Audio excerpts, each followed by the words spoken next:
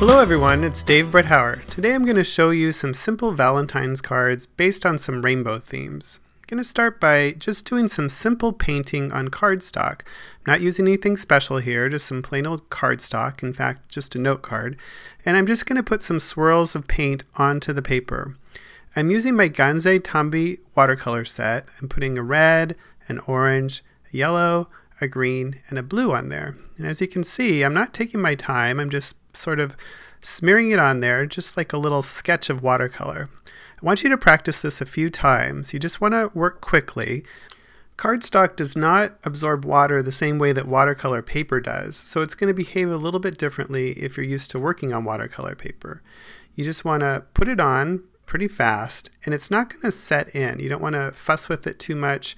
You want to just put it on and let it sit, and it'll just make a lot of nice little brush strokes and texture, and it's just supposed to be fun and easy. Now I created a bunch of watercolor doodles just so I could see which ones I wanted to work with. Some were dark, some were light, some were sort of positioned up and down, some were in a row. Once you've found some that you want to work with, we're going to start the card. So I'm using the classic double-stitched heart rings from Memory Box to create this card. This is easy, simple, and really the watercolor is the star of the show here.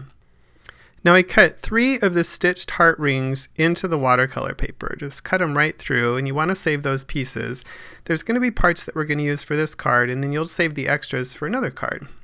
Now I want the outside of the stitched rings to be white, so I'm going to cut those again using white cardstock this time, and just match them up by size so that the outer ring is white and the inner part is going to be the color of the watercolor.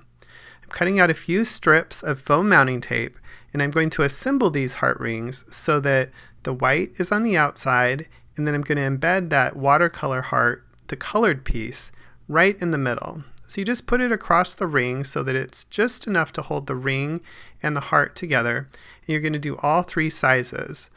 Now I chose these 3 sizes because this is what ended up fitting across my watercolor piece. You could configure your own card in different ways. You could end up fitting all 5 hearts on there, or maybe just 1 or 2. It just depends on how you set up your watercolor across the card.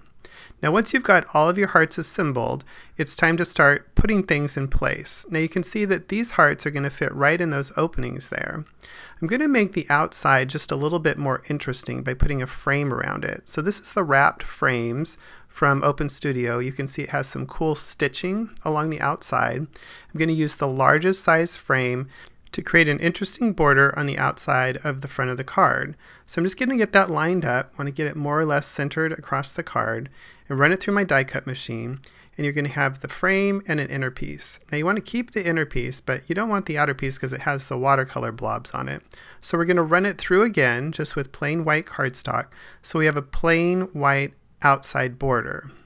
Now once you got that in place, you're just going to keep that frame and you're going to fit it around the middle piece. Now I could have kept it simple, but I decided a little bit of an extra border and some texture was going to make this pop a little bit more. And so I thought these wrap stitches would work well. I'm going to go ahead and use a combination of glue and some double stick tape to hold everything together. I've got the outer frame hooked onto that middle piece.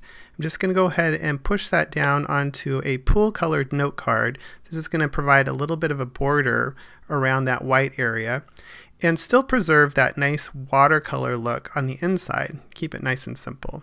Now I wanted to use a greeting, so I'm using the Wireworks frame set. This is the Wireworks heart frame. I'm going to use a greeting from there, and I'm going to use my MISTI to stamp out one of the greetings in the set.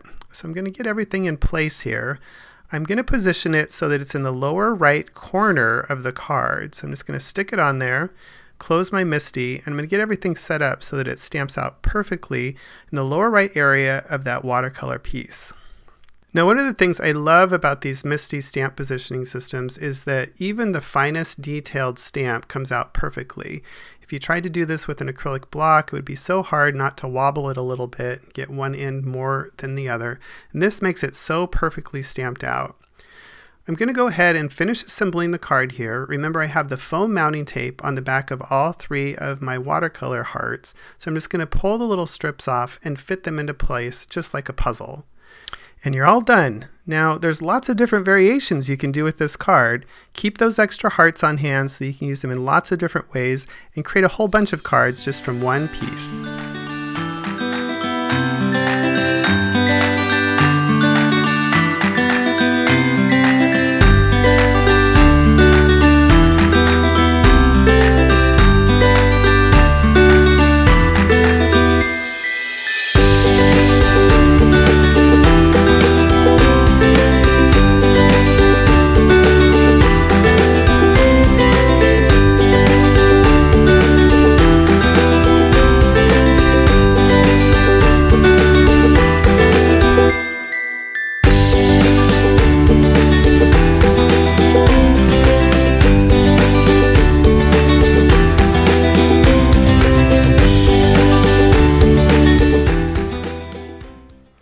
Now we're going to go ahead and do another simple Valentine watercolor card here. I'm going to use the Poppy Stamps Splendid Stitched Hearts die to cut out some hearts in the middle of this piece of white cardstock.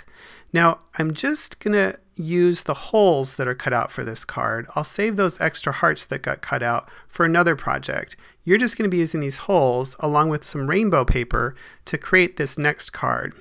Now, go through your stash of watercolor that you made and see if something will work. I had a lot of extra watercolor paint left over, so I was trying different parts out, and most of them didn't quite fit with what I had for this card. So I got out some papers from Fawn. They have these terrific rainbow 6x6 papers and saw that this would work really well. So I tried out different positions, and once you figure out which one's going to work for you, then it's just a matter of putting the composition together.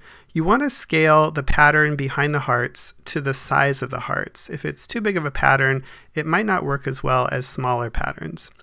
I want to create a border on this card as well, just to spruce it up a little bit. So I'm going to use the pointed rectangle frames from Poppy Stamps to create an outer border. I'm going to use the largest size rectangle in the batch.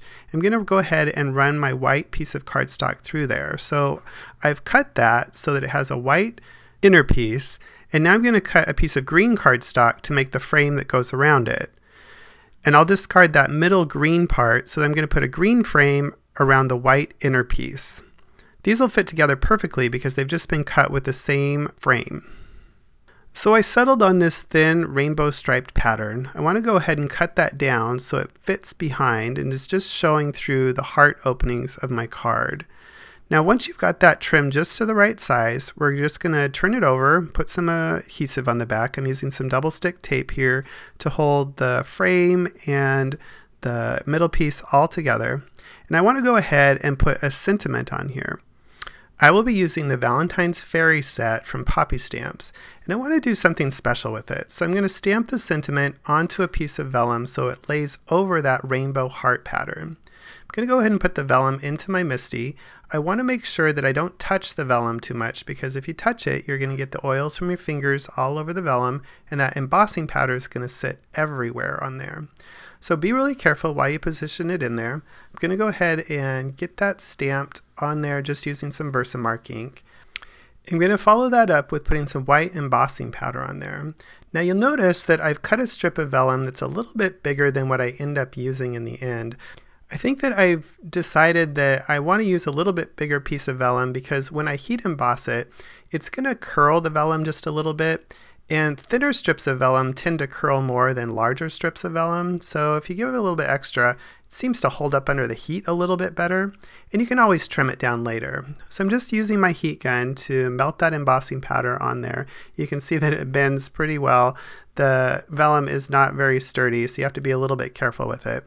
But get that all embossed, and that turned out nice. I'm going to go ahead and slip those underneath the edges of the card. If you slip it in right there, it just provides a nice finished professional looking edge, and you're just going to bend that around the back, and that won't even be seen once you get it all assembled. So I'm going to use some tape, maybe some glue, just to kind of hold everything in place. Make sure that that frame is attached to that centerpiece so that everything's secure. And that's it, everyone. I encourage you to play with your rainbow Valentines. Until next time!